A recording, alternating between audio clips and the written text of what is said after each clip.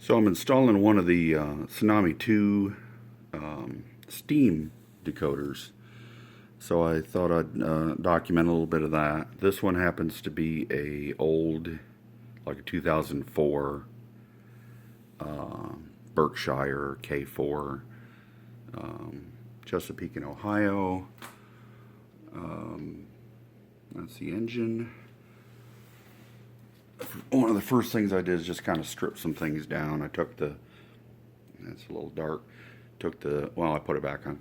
Took the front off and removed the incandescent light that's inside there because I've got some yellow glow type LEDs coming. And so I'm just going to focus on the decoder. And I've already done a lot of stuff to this already. There was a weight down here that I've removed, and it's actually off to the side here. I'll get to that. The other thing is the board here. This thing,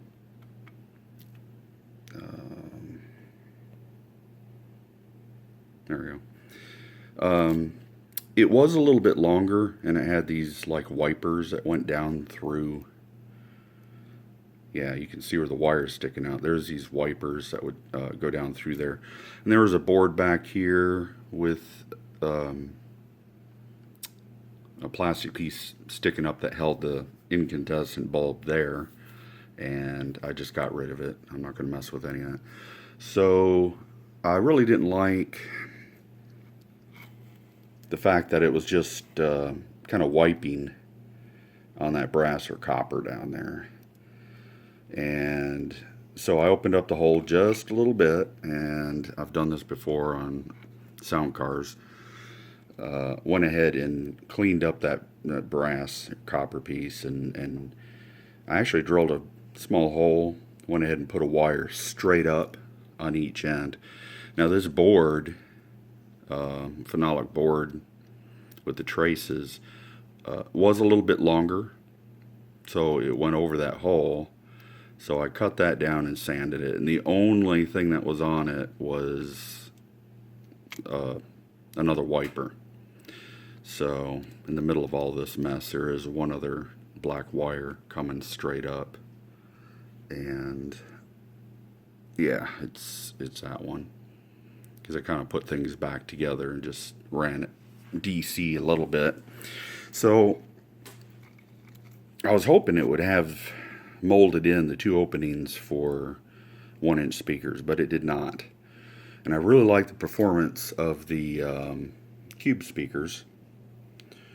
So what I did is very carefully went underneath here between the supports on the frame and carefully cut those out. I like to use an X-Acto blade. Now what I'll do is I'll run it backward, and it just carves the plastic right out. If you do it the sharp tip side, it tends to want to wedge, and it's going to turn out horrible. It's going to be really rough to cut it that way. And it just, when you run it backward, it just kind of, it's still sharp, but it just peels the plastic right out of the way. And then you go back and sand it, and the camera's not picking it up, but I mean it's really smooth. I went through and sanded it all the way up to like 3000 grit sandpaper, so it matches the sheen of the rest of the plastic if you look at it from the underside. So what I did is I marked the locations on the original weight. This was the bottom. It had two little pieces, fins I just snapped off and sanded. Then this side I had a couple little pieces sticking up and just milled those flush. So I'm going to do a series parallel configuration on the speaker, so I'll have all four, and then this will sit right over those openings. Well, I say sit, it's going to be positioned right over those openings. On the ends, Yeah, on each end, and then I'll probably go in at least 3/4 of an inch, like a T. Get that out of the way. I'm going to make supports, and I don't know exactly how tall they're going to be, but that's going to support the weight. Those speakers are not going to come down and touch the plastic. They'll be very, very close, but they're not going to. I was going to mount them that way, and I thought, I just don't like that. And because of the way the wires will be coming off there, I want just a little bit of room, not much, just a little bit of room. And so that's pretty much where I'm at right now. This is kind of the same deal down inside there. You can see that where the light is. I'm gonna, when the LED comes, I will find some shrink tube, and I'll put that around the end of that light pipe and the LED. On the steam locomotive, I'll have to carefully sand the outer diameter of the LED, because I think it's 8 thousandths over, which is nothing. It might just fit, I don't know. So anyway, that's where I've got it. I kind of like the board, so I'll keep that, because it makes it, in the past I'd run the wires straight through, and then I could never store it, or if I have to take it somewhere, I have to wrap it up in a blanket or a little towel or something. And I probably won't leave these wires either, but for now, this thing doesn't want to focus at all. For now, I tested every one when it was hooked up to the Loco, and every wire is the correct color. I expected it to be, but I will always check, because I just don't trust, and I don't want to blow the decoder. I did learn one interesting thing today. If you're doing one of these Steam Tsunami 2s, I went ahead and tested every speaker first for ohms, 8 ohms, and all I hooked up was the red and black on the track, and then one speaker. And I turned up the throttle. I know I was on the right address because the bell and whistle work. But if the motor isn't hooked up and it doesn't see a load, you're not going to get a chuff. So I learned that today. I called in, and one of the tech guys, Josh, told me that I was turning up the throttle, nothing was happening, and that's normal. So anyway, I'm going to go ahead and figure out how tall those. I'm going to make that just white styrene. Make those two little T-pieces to support the weight. And I have some more weight. I was going to, depending on how much room I've got. Because on top of this, when this is in its position, then the decoder and the current keeper will be mounted on top, and I think I should be okay. It looked like I had plenty of room. This is a big locomotive, so with a big tender, so I'm lucky. I've done some that are tiny, and really had to think outside the box as to how to mount those things, but I think I'll have plenty of room here. Later, I want to add some other things, so like the firebox flicker. I want to light up the, I think they're marker lights in the front. Yeah, and then also the other thing I saw that I don't know if this is common or not, but it's the first time I saw it. It was on a Berkshire that they have in Kentucky, and it had a light above each main wheel driver, and I'd like to do that, but I'll just have to I would have to either change this out so I could get the more wires across and be able to disconnect them. Not sure I'm going to do that yet. And this post, that's what the locomotive snaps onto. You push it in there, it snaps on. Okay, so I've got the weight set up with the end pieces of styrene that I had mentioned I was going to do. It's a little taller than I thought, but it's not bad. It's good. That'll work. I already did the measurements. I got plenty of room. So this you can see kind of like the two ends I'm pinching, then the other two ends. Those two on opposite ends, you can see the red and black are paralleling those speakers. And then if you follow where I come off with the red and the black, it reads 8 ohms. And so if you follow that path through there, and I put the gray wire in there just to make it a little easier to kind of follow. So this is a parallel series configuration. So if you want to use 4 speakers, which I think it's really going to sound good with that.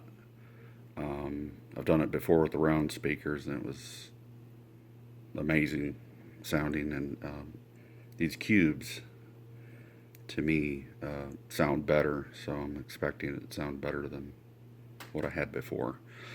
Anyway, that's all squared away. I just tested it, and it says 8 ohms, 8.1 ohms, so I know. I just kind of stop and think about it for a second, but anyway, that's pretty much what it looks like. Parallel series configuration. And then I'll glue that down to the deck and go ahead and put the decoder on it, start wiring it up. Alright, I've got this just about finished up. So you can see where I made well, in the last video you could see the white styrene plastic ends, and then if you look kind of between the two speakers over here, you can see where the other part came out I was talking about. I'm pretty sure I showed that in the last video. It's been a while. I was waiting on the LEDs, and there's a hiccup there. That, and it's very important, I had another issue. This locomotive is made in 2004, and I was very surprised I found it new. And when I came to this board here and checked for continuity on every lead going through the engine, I got continuity where I expected it. But the problem was one of the bottom of the motor in the engine was supposed to have a piece of tape over it, and it had a little piece of tape, but it was not doing its job. So that contact was able to touch the side of the frame on the steam locomotive, and that's bad because there's 2 sides on most of these, and one is for the left rail pickup and the other's for the right rail pickup, and I'm not quite sure. Well, no, I am. It's whatever side is the red. So basically the red and the orange leads were touching, and when I checked for continuity going backward and forward, I thought I was good. And then when I went back and checked it, I was getting continuity through I checked off of the, I'll just grab it, see what I'm talking about. I was getting continuity through, this might be hard to see.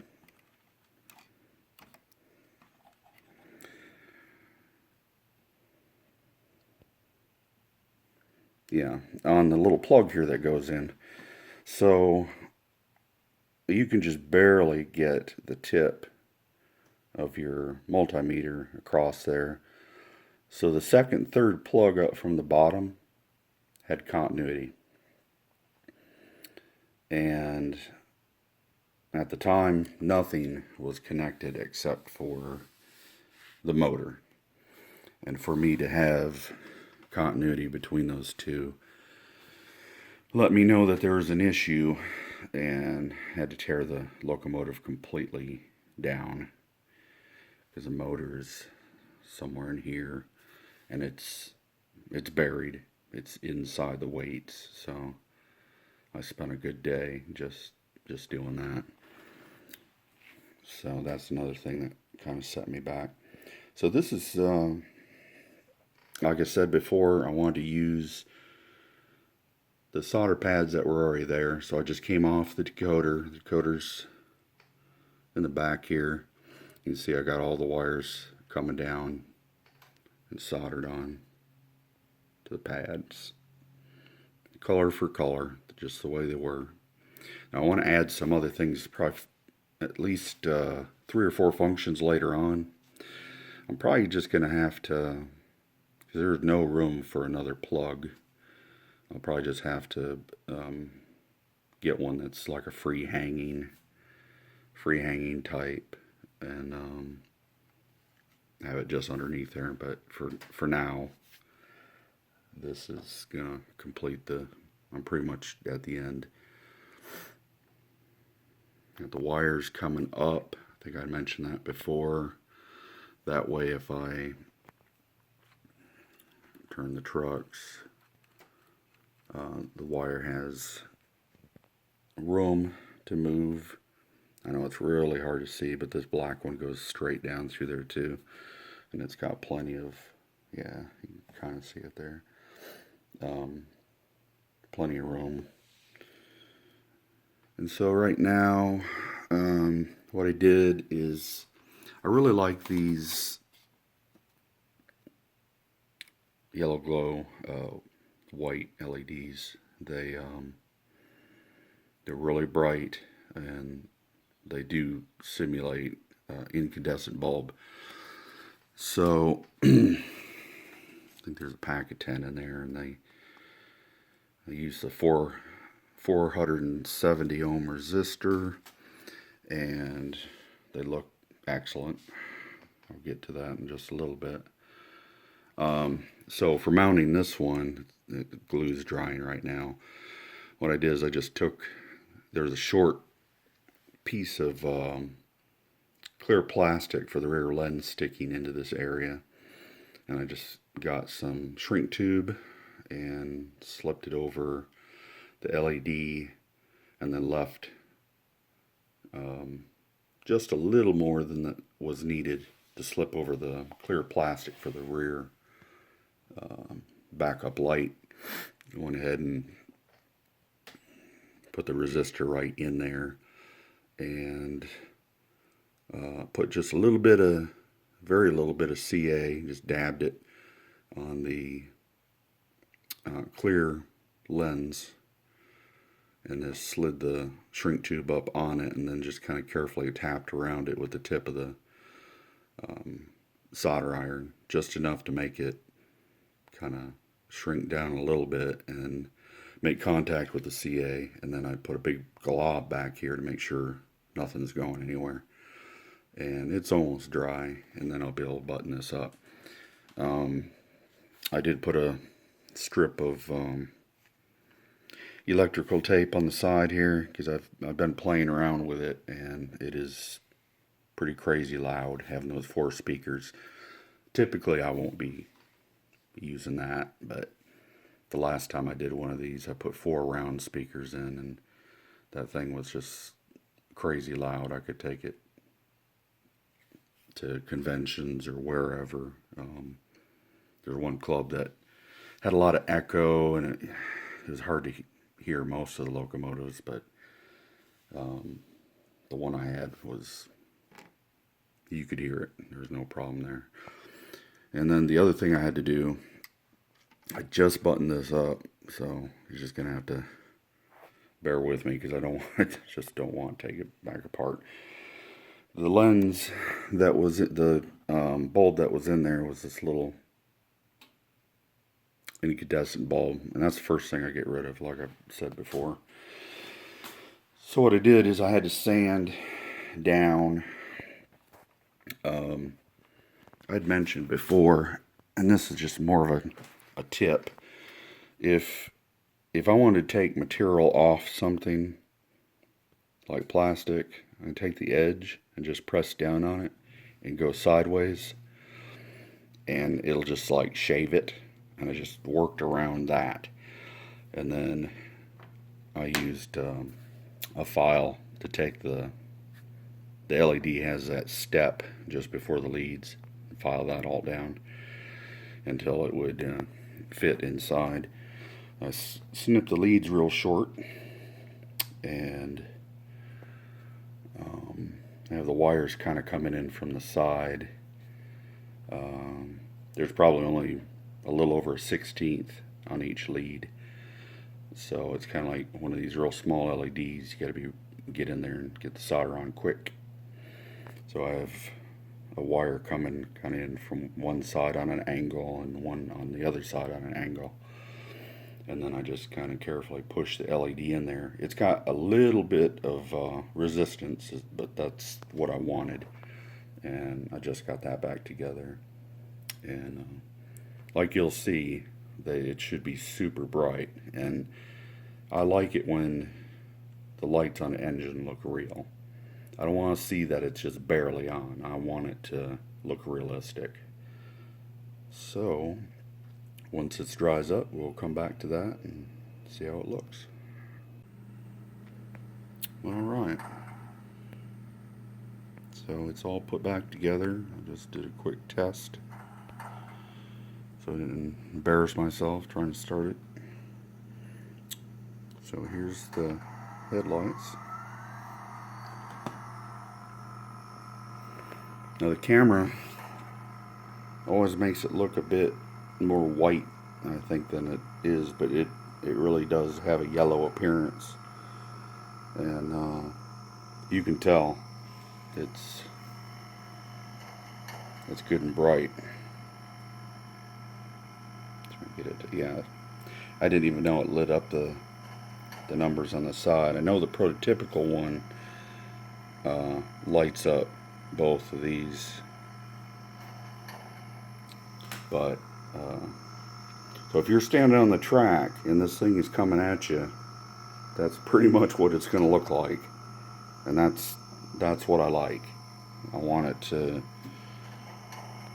look real, prototypical, and be able to light that track out in front of it.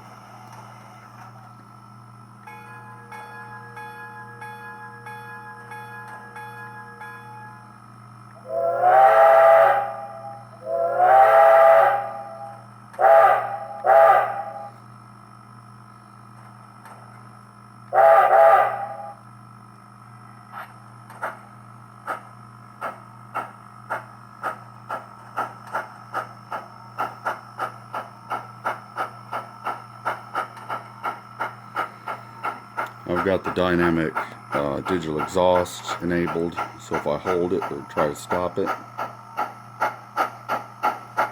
you hear it getting louder.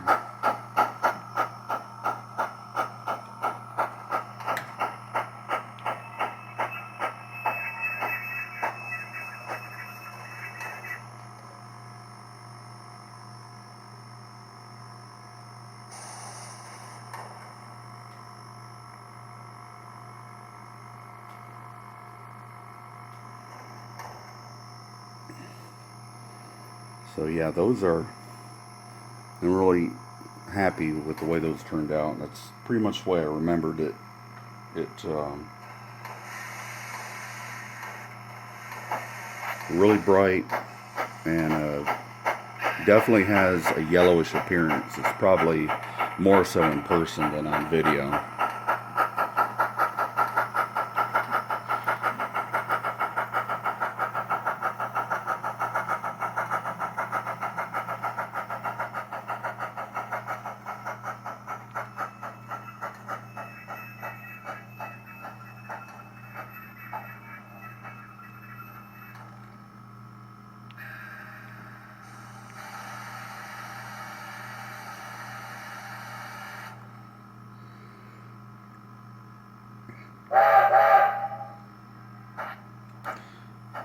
I've got it set up that you should be able to hear the rod clank if I speed it up and slow it down real quick.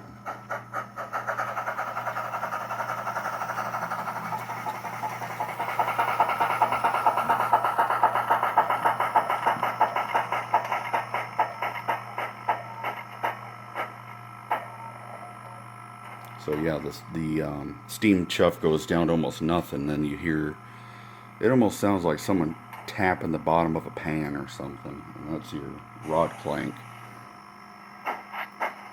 And they've got 62 different primary whistles. And so far the one I got there is the one I like. It's a lot to choose from.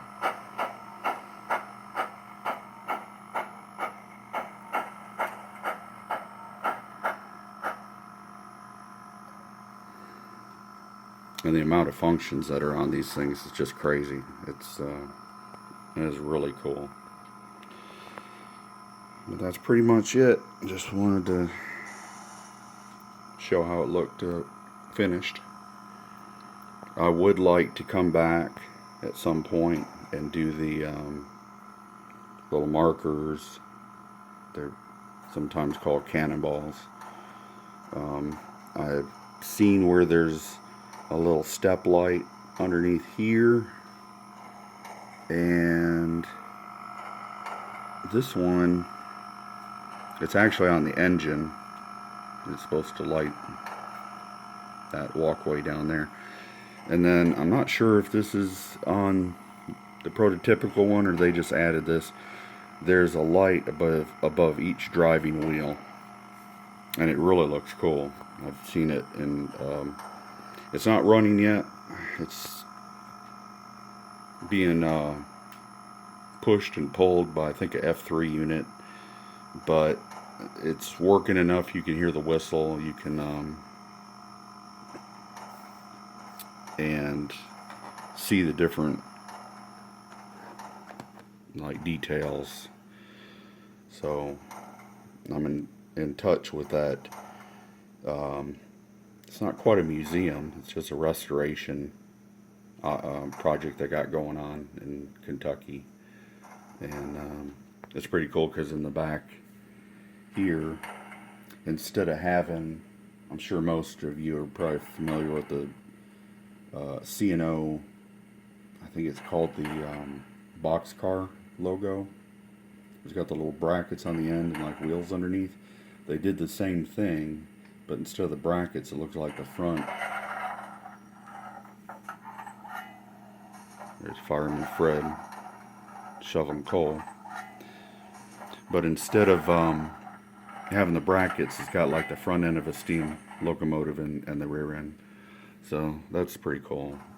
I've used a lot of what I see off that for ideas in the future. So, and I've got 4 functions left that I can do everything that I would like to do, which, like I said, are the lights up here, step lights, the lights above the wheels, and that would be done with these. Those are 402 LEDs. They're crazy small, but they give off an amazing amount of light, and I can always dial it back a little bit. And the ones that were on it didn't have the yellowish appearance. They looked white. So I'll have to contact them again and ask them if those lights above the wheels and all are there, if that's the original equipment or if it was added later. And then I would like to do the firebox. It's just getting to this step it took more than I thought it was gonna. I've done locomotives before, but this one, I have a feeling, I don't know, was a redheaded stepchild, and I had to go through and completely go through and clean up some things on it and get it squared away, get that wiring situation set up, because if you have your motor connected with the rail directly, that can blow a decoder, and you don't want that. And that's why I was saying you need to go through, double check that continuity goes through where it should. Now, between the orange and the gray, you should see some continuity, because you're reading the motor, the windings in the motor. But I had the light bulbs removed, and there was nothing else that should be showing continuity across those pins on the plug. You can go from each one of those pins straight out to something too, like the end lead of the lights, and to each sets of wheels and everything, to make sure that you've got continuity there. But you should not have any kind of short or resistance show except across the motor. So anyway, I hope you enjoyed it, and I'll probably be doing another sound car here before long, just another coal porter. So everyone, take care and stay safe and be healthy.